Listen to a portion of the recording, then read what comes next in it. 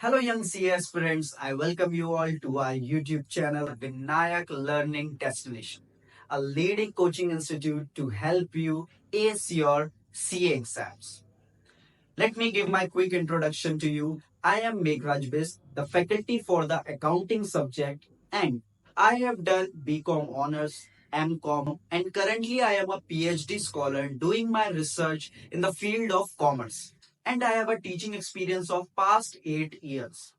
तो आज की वीडियो एक इंट्रोडक्टरी वीडियो रहने वाली है जिसमें मैंने एक इंडेक्स बनाया है और ये सारे टॉपिक्स मैं आपको इसमें एक्सप्लेन करूंगा, आपसे डिस्कस करूंगा एंड आपको एक रोड मैप बना के दूंगा कि कैसे आपको फाउंडेशन लेवल पे क्या क्या चीजें करनी चाहिए। जैसे मैंने पहले फाउंडेशन लेवल के बारे में आपको कुछ इंफॉर्मेशन दे दूंगा, इसका सिलेबस क्या है अकाउंटिंग का वो मैं आपको बताऊंगा, marking scheme and number of questions क्या रहने वाले हैं वो मैं आपको अच्छे से दिखाऊंगा, एक्सप्लेन करूंगा। Then chapter wise marks weightage इसके बारे में मैं आपको बताऊंगा। देन कैसे आपको पढ़ना है और कहाँ से पढ़ना है, ये सबसे इंपॉर्टेंट चीज तो ये भी मैं आपको एक्सप्लेन करूंगा। और बेसिक्स ऑफ अकाउंटिंग में आपसे कुछ बेसिक्स वगैरह आपको एक्सप्लेन करूंगा।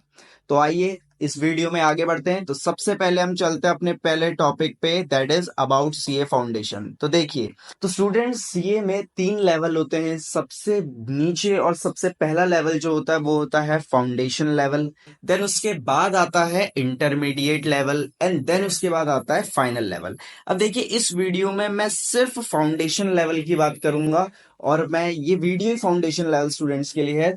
तो यहाँ पर फाउंडेशन लेवल पे मैं आपको बताऊं, साल में 3 बार आपके एग्जाम्स होते हैं। तो फर्स्ट अटेम्प्ट आपको मिलेगा जनवरी में, तो जनवरी में आप अपना एक अटेम्प्ट दे सकते हैं। देन एक अटेम्प्ट आपको मिलेगा मई या जून में अटेम्प्ट करने को, इसमें से किसी भी मंथ में हो सकता है। एंड द थर्ड इज आपका सितंबर में एक अटेम्प्ट मिलेगा, यानी कि ईयरली एनुअली आपको 3 अटेम्प्ट देने के चांस मिलेंगे। पहले ये 2 ही थे but now it is 3। Now यहाँ पर फाउंडेशन लेवल में आपके कितने पेपर होते हैं, तो देखिए 4 पेपर हैं। पेपर 1 है अकाउंटिंग, पेपर 2 है बिजनेस लॉ, पेपर 3 है quantitative aptitude and the last paper is business economics. और मैं बता दूं ये सारे पेपर 100 मार्क्स के होंगे। ये सारे पेपर 100 मार्क्स के होंगे और इसमें से हर एक पेपर में पास होने के लिए आपको चाहिए 40%, दैट इज 40 मार्क्स। तो अगर किसी बच्चे के किसी भी सब्जेक्ट में 40 मार्क्स से कम आते हैं तो he is not eligible to qualify the foundation level. ठीक, तो यहाँ पर एलिजिबिलिटी ये है कि आपको हर एक पेपर में 40% से ऊपर मार्क्स लाने हैं, लेकिन बात यहीं खत्म नहीं हुई। तो यहाँ पर हमारा जो टोटल एग्जाम है सारे सब्जेक्ट्स को मिला के चारों का 400 है। अब मान लीजिए किसी बच्चे के सभी पेपर में 40-40 आते हैं, तो यानी कि उसके 160 मार्क्स 160 मार्क्स आ जाते हैं फाउंडेशन के एग्जाम में। Now is he eligible? No. यहां पर आईसीआई बोलता है कि आपको मिनिमम 50% तो लाने पड़ेंगे, चारों पेपर मिला के मिनिमम आपको 40% चाहिए, ठीक है, हर सब्जेक्ट पे। लेकिन टोटल जो है एग्रीगेट में आपको कम से कम 200 तो चाहिए ही, तभी आप पास हो पाएंगे। दैट मीन्स 400 में से आपको 200 तो चाहिए तभी आप पास होंगे। 40% लाने से भी कुछ नहीं होगा, उससे बस आप जस्ट उस पेपर में पास हो जाएंगे। तो आई होप आपको ये क्राइटेरिया, ये एलिजिबिलिटी समझ में आई होगी। Now students, let's move to our second topic, that is कि हमारा सिलेबस क्या है। तो देखिए, यहाँ पर जो अकाउंटिंग का सिलेबस है उसको मैं 2 पार्ट में आपका डिवाइड कर देता हूँ। एक है 11th क्लास का सिलेबस और एक है 12th क्लास का सिलेबस, ठीक है। तो यहाँ पर जो आपका फाउंडेशन लेवल पे अकाउंटिंग का सिलेबस है उसमें 11th की भी कुछ चैप्टर है, कुछ 12th के भी है, कुछ चैप्टर ऐसे हैं जो 11 12 से नहीं है रिलेटेड। तो पहले चैप्टर 1 थ्योरेटिकल फ्रेमवर्क, ठीक है, सिंपल सा बेसिक्स 11th का। देन यहाँ पे चैप्टर 2 अकाउंटिंग प्रोसेस, जिसमें आपका journal entry, ledger, trial balance, subsidiary book, cash book, rectification of error, ये सारे चैप्टर्स हैं। Then BRS bank reconciliation statement, again 11th का चैप्टर। देन यहाँ पर चैप्टर 4 के बाद चैप्टर 5 आ गया, बिकॉज चैप्टर 4 अभी मैं नीचे दिखाऊंगा वो 11th का चैप्टर नहीं है। चैप्टर 5 है depreciation and amortization. Then chapter 7 में आ जाता है trading account, P&L account, balance sheet यानी कि फाइनल अकाउंट्स। एंड चैप्टर 9 है अकाउंट्स फ्रॉम इनकम्प्लीट रिकॉर्ड। तो ये सारे आपके 11th क्लास के चैप्टर हैं। नाउ 12th क्लास के चैप्टर क्या है? Partnership and LLP। तो आपने पढ़ा होगा admission, retirement, good treatment of goodwill, death of a partner, dissolution, ये सारी चीजें 12th से हैं। नाउ उसके बाद 12th से और क्या हमारा चैप्टर 11, जिसमें इशू ऑफ शेयर, डेबेंचर, उसका रिडेम्पशन, फॉर फीचर, यानी कि पूरा जो आपने कंपनीज वाली चीजें पढ़ी थी, शेयर, डेबेंचर, वो सब इसमें है।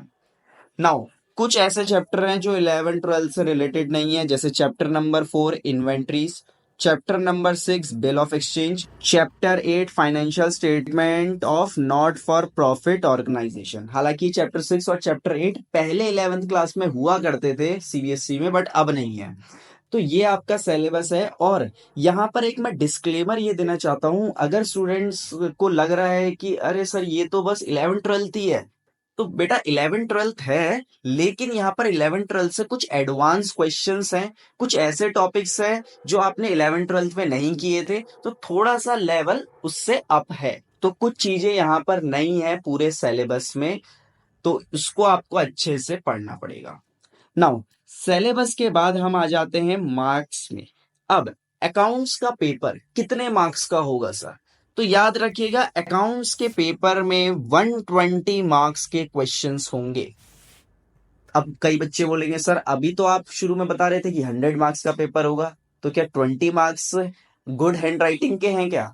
तो बेटा नहीं, गुड हैंड राइटिंग के कोई मार्क्स नहीं है। यहाँ पर आपको क्वेश्चन पेपर में 120 मार्क्स के ही क्वेश्चंस दिखेंगे, बट उसमें से आपको जो अटेम्प्ट करना है, अटेम्प्ट आपको सिर्फ 100 मार्क्स का करना है। ऑलराइट, तो आपको सिर्फ 100 मार्क्स का अटेम्प्ट करना है, जिसमें से 100 मार्क्स के आपको न्यूमेरिकल दिए होते हैं और 20 मार्क्स की आपको क्या गिवन होती है? थ्योरी गिवन होती है। अब मैं आपको नंबर ऑफ क्वेश्चन और कौन सा क्वेश्चन कितने मार्क्स का है ये दिखाने के लिए आपको प्रीवियस ईयर पेपर में ही लेके चलता हूं। तो देखिए स्टूडेंट्स, ये प्रीवियस ईयर का मैंने पेपर खोल के रख दिया है। तो यहाँ पर ध्यान दीजिए, यहाँ पर जो क्वेश्चन नंबर 1 है वो कंपलसरी है, ठीक है? यानी कि क्वेश्चन नंबर 1 आप स्किप नहीं कर सकते, क्वेश्चन नंबर 1 करना कंपलसरी है। और उसके बाद यहाँ पर 5 क्वेश्चंस में से कोई 4 क्वेश्चंस आपको करने हैं, यानी कि आपको चॉइस दी है कि 5 क्वेश्चंस होंगे, उसमें से आपको 4 क्वेश्चंस करने हैं, राइट? तो यहाँ पर टोटल अगर मैं देखूं तो 5 क्वेश्चन है। First question is compulsory, then other 5 में से आपको कोई 4 अटेम्प्ट करने हैं, but total number of question 6 दिए होंगे, अटेम्प्ट आपको उसमें से 5 करने हैं। नाउ यहां पर आप देख सकते हैं जो हमारा फर्स्ट क्वेश्चन है ये हमारा ट्रू एंड फॉल्स है। अब कई बच्चे कहेंगे अरे वाह, ट्रू एंड फॉल्स? हाँ बेटा, ट्रू एंड फॉल्स बड़ा ही इजी। तो ट्रू एंड फॉल्स आपको दिए होते हैं और यहाँ पर आप मार्क्स देख सकते हैं। यहाँ पर ट्रू और फॉल्स में 6 क्वेश्चन आपको करने हैं जो कि 2 मार्क्स के ईच हैं, तो ये 12 मार्क्स का ये हो जाता है। क्वेश्चन नंबर 1 में ही बेटा बी पार्ट जो है ये भी आपका थ्योरी है, तो ये 2 क्वेश्चन है और 2 मार्क्स के ईच हैं, तो 4 मार्क्स हो गए। और क्वेश्चन नंबर 1 में ही सी क्वेश्चन में आपको जर्नल एंट्रीज दे दी हैं, जिसमें बोला है कि 4 इसमें पॉइंट्स हैं और हर एक पॉइंट 1 मार्क्स का है, तो 4 मार्क्स। तो ऐसे जाके हमारा क्वेश्चन नंबर 1 20 मार्क्स का हो जाता है। ऑलराइट, उसके बाद क्वेश्चन नंबर 2 होगा। क्वेश्चन नंबर 2 में भी आपके क्वेश्चंस होंगे और यहाँ पर क्वेश्चन नंबर 2 भी आपका टोटल कितने मार्क्स का हो जाएगा? 20 मार्क्स का हो जाएगा। तो यहाँ पर यही चीजें आपको ध्यान रखनी है कि यहाँ पर question 1, question 2, question 3, question 4, question 5 और क्वेश्चन 6। अब क्वेश्चन नंबर 1 कंपलसरी है, ये आपका 20 मार्क्स का होगा। देन उसके बाद जितने क्वेश्चन है इसमें से आप कोई 4 करोगे, एनी 4 और हर एक क्वेश्चन कितने मार्क्स का होगा बताइए? हर एक क्वेश्चन आपका 20 मार्क्स का ईच होगा। तो ऐसे जाके आपका 100 मार्क्स का क्वेश्चन हो जाता है। और हर एक क्वेश्चन में ऐसा नहीं है कि आपको सिर्फ एक ही क्वेश्चन दिया, उसके अंदर 3 क्वेश्चन, 2 क्वेश्चन ऐसे दिए हो सकते हैं। तो यहाँ पर मैंने आपसे प्रीवियस ईयर का पेपर दिखा के आपको पैटर्न बता दिया कि कितने क्वेश्चंस आएंगे और वो कितने मार्क्स के होंगे। नाउ स्टूडेंट्स, अब हमारा जो नेक्स्ट टॉपिक है वो है कि कौन सा चैप्टर कितने मार्क्स का है, मार्क्स वेटेज क्या है। ठीक है, तो याद रखना बेटा, चैप्टर 1 जो है, चैप्टर 1 हमारा थ्योरेटिकल फ्रेमवर्क, ये 5 to 10% मार्क्स का वेटेज रखता है। इसको आप ऐसे लगा लीजिए, इसको मार्क्स पे ले लीजिए कि 10 मार्क्स तक का यहां से आएगा। Then chapter 2, chapter 3, chapter 4, chapter 5, chapter 6, यानी कि ये 5 चैप्टर्स आपके कितना वेटेज रखते हैं, 30% to 35%, यानी कि 30 से 35 मार्क्स आप समझ के चलिए। अच्छा, उसके बाद आपका चैप्टर नंबर 7, 8 और 9, ये तीनों चैप्टर मिला के वेटेज रखते हैं 20% to 25%, that is 20 to 25 marks आप समझ के चलिए। देन चैप्टर नंबर 10 आपका 15 to 20% का वेटेज रखता है। And then chapter number 11 15 to 25% marks का आपका वेटेज रखता है। तो ये सारा वेटेज है, और यहाँ पर आपको जो ज्यादा वेटेज है उनमें आपको बहुत अच्छे से प्रैक्टिस करनी है, कम वेटेज में भी प्रैक्टिस करनी है। तो यहाँ पर ये आपको एक रोड मैप दे देगा कि आपको किस चैप्टर में कितना अपना टाइम लगाना है। Now let's move to our next topic, that is how to study and from where। तो देखो बेटा, कैसे स्टडी करना है। हम देखो, अकाउंटिंग जो होता है ना, अकाउंटिंग का सबसे इम्पोर्टेंट लॉ यही है कि आपको इसको बहुत ज्यादा प्रैक्टिस करना पड़ेगा। आपको जो न्यूमेरिकल्स हैं वो लिख लिख के सॉल्व करने पड़ेंगे। ये नहीं कि आप बस उसको गो थ्रू कर रहे हो, आप उसको बस पढ़े जा रहे हो, नहीं। इनिशियल लेवल पे मैं कहूंगा आप ज्यादा से ज्यादा क्वेश्चन प्रैक्टिस करके ही करिए। हाँ, अब एग्जाम से पहले आप हर एक क्वेश्चन लिख लिख के प्रैक्टिस नहीं कर सकते, बट शुरू में आप बहुत अच्छी प्रैक्टिस कर सकते हैं। तो जरूर प्रैक्टिकल क्वेश्चन को बहुत ज्यादा लिख लिख के प्रैक्टिस करिए। और जो सबसे इंपॉर्टेंट बात मैं बोलूंगा कि आपको क्वेश्चन बहुत अटेंटिव होके पढ़ना है, सारा ध्यान आपको क्वेश्चन में रखना है, क्योंकि जो क्वेश्चंस होते हैं आपको डेट्स में घुमाते हैं, लैंग्वेज में घुमाते हैं। आपने सब पढ़ा होगा, बट डेट्स और लैंग्वेज, इसको थोड़ा सा ध्यान देना, थोड़ा ध्यान से पढ़ना, क्वेश्चन को पढ़ना बहुत ज्यादा इंपॉर्टेंट है अगर उसको आपको अच्छे से सॉल्व करना है तो ना। अब यहाँ पर हम लोग अकाउंट्स के लिए कौन सी बुक प्रेफर करें, तो देखिए, मैं आपको सिंपल बोलूंगा, आईसीएआई का मॉड्यूल आप सबसे पहले उसको प्रेफर करिए। उसमें जितने एग्जाम्पल हैं, इलस्ट्रेशंस हैं, क्वेश्चंस, आप उनको करिए। फिर भी मैं देखता हूं कि आईसीएआई में थोड़ा सा क्वेश्चंस की कमी है, अगर आपको बहुत सारी चीजें प्रैक्टिस करनी है।